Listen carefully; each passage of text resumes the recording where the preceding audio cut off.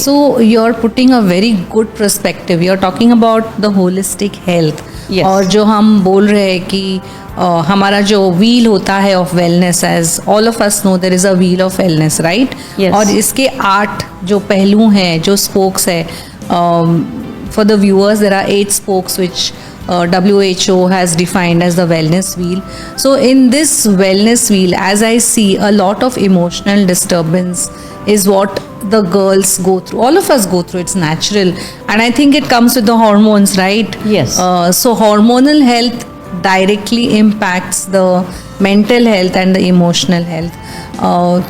Can you give us maybe 1 or 2 tips how we can deal with this phase?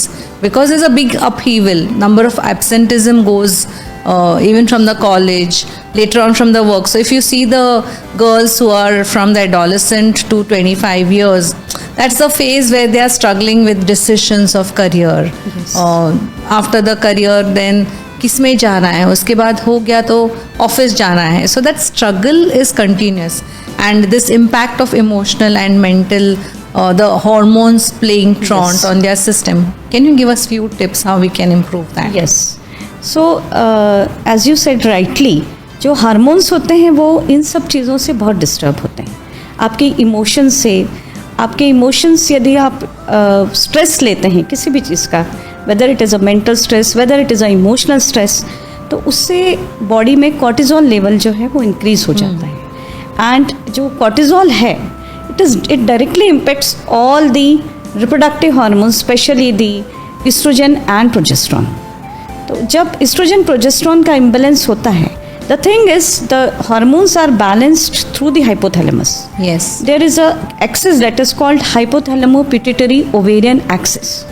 Kindly note this, HPO axis. Yes, this is the actually the most important thing in a female. So the hormones are regulated by the hypothalamus.